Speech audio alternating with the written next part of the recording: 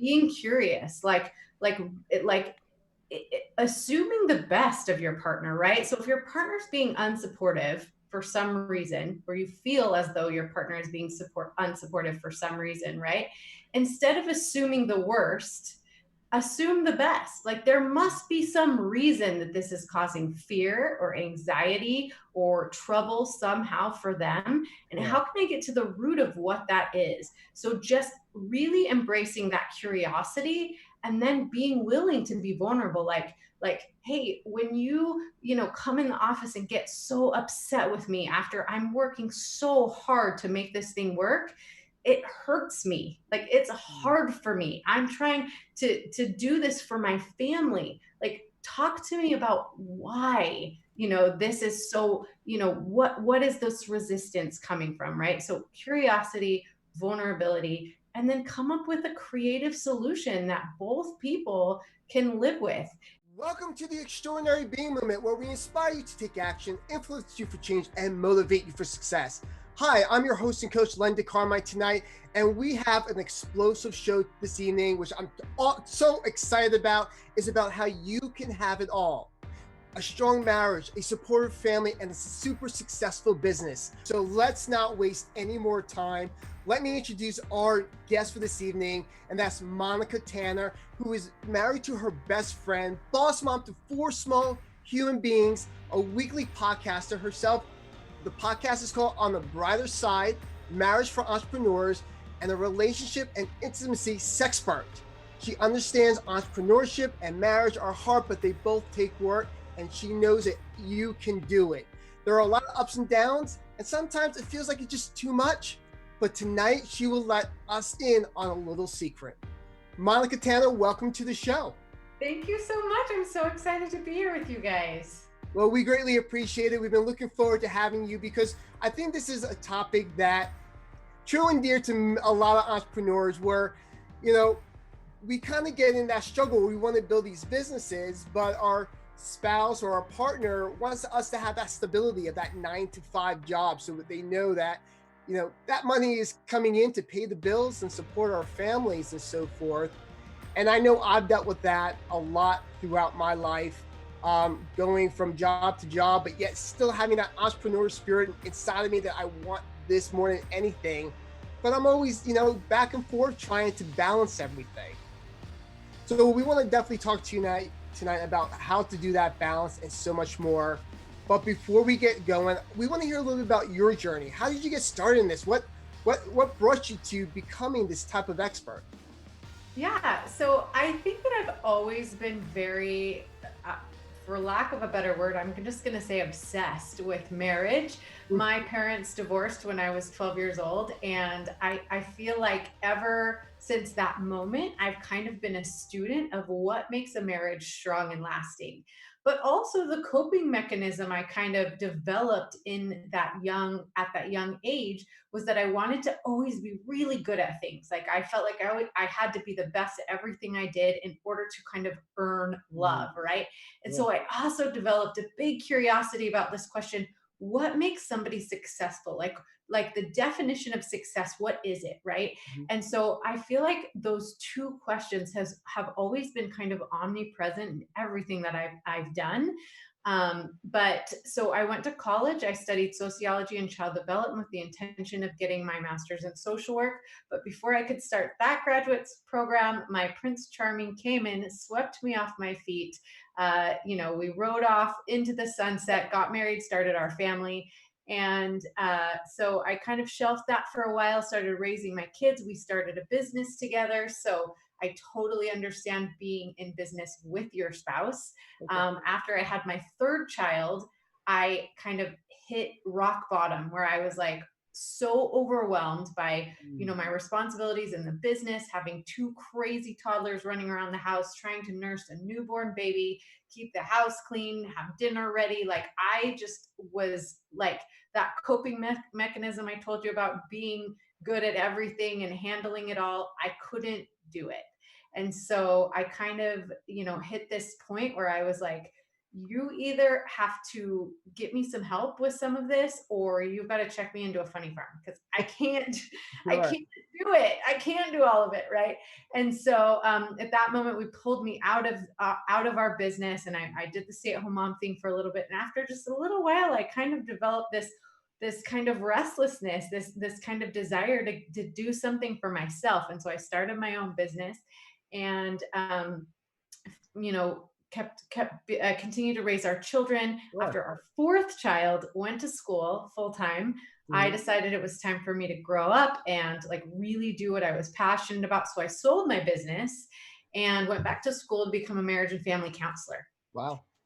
Yeah, so a year into that program, I decided I absolutely positively did not want to be a therapist. And it was a difficult and expensive realization because that Sure. program was a lot of money. So we chalked that up to a nice little donation.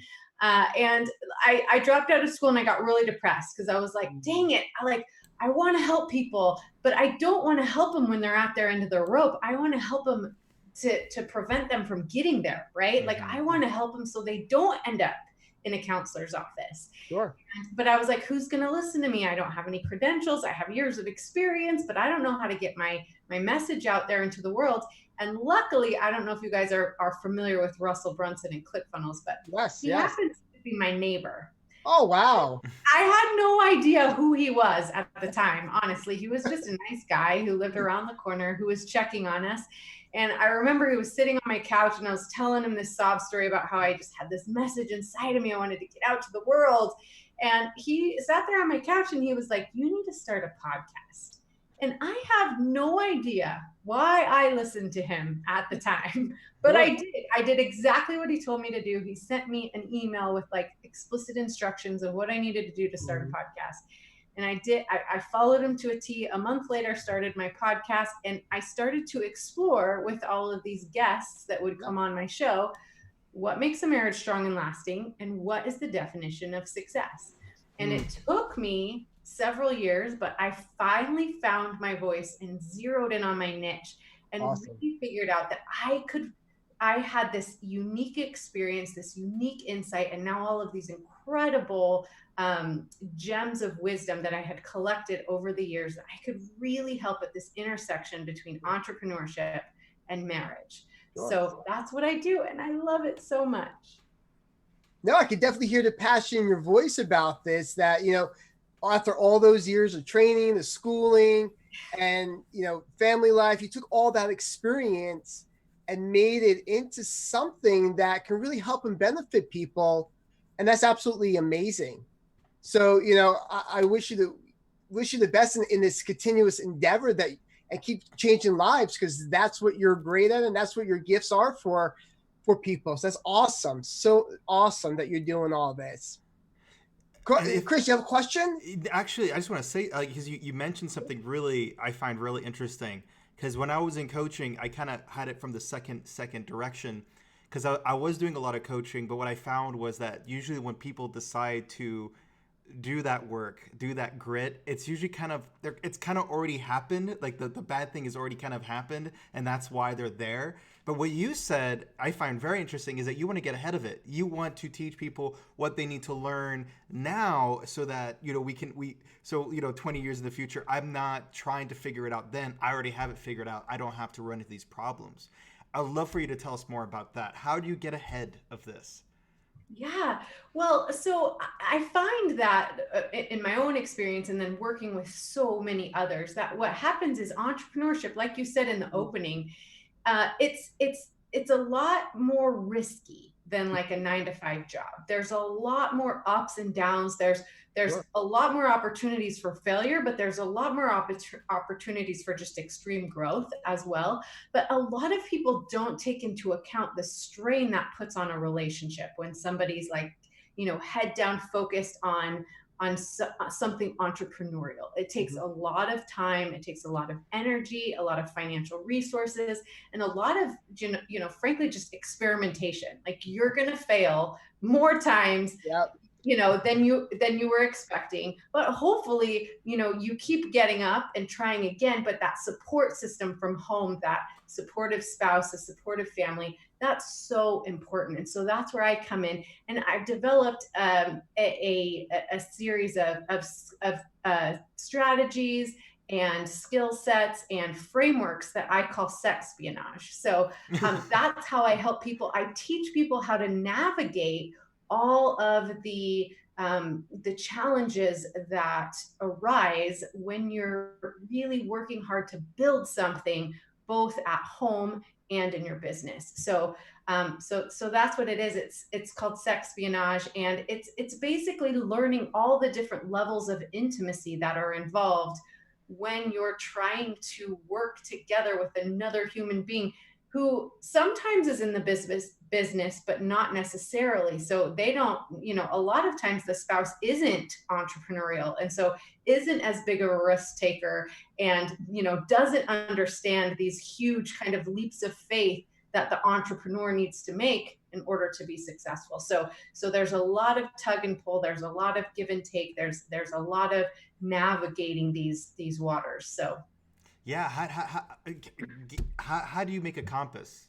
Like how do you make one? Because like you just kind of hit what I'm currently dealing with, which is my partner. She doesn't quite understand the entrepreneurship lifestyle. Actually, I don't think she completely understands it. I think she conceptualizes it, but emotionally, I don't think she quite understands it. yeah. How do I gain a compass through that to the point where I can be fully supportive for her and understand like she knows what she knows, and that's the Yeah. best I can do. Yeah. Well, I love that. So you're calling it a compass. I like to call it a blueprint.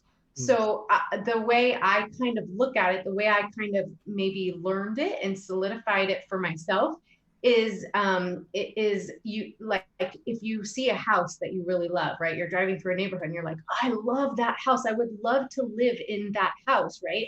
All you really need to be able to build that house is the plans, the blueprint to build that house, right? So you go and you find who has the blueprint for that house, and then you start to build it using the materials for that house. And so that's what I hopefully am offering to these entrepreneurs is somewhat of a blueprint. It's like the lumber, the electrical, the just the guts that make up the house that you want to live in. But that's up to you. Like, you've got to pick up the house, but the lumber and the electrical, they might look differently for you, but foundationally they are the same. You have to have electricity, you have to have plumbing, you have to have framing.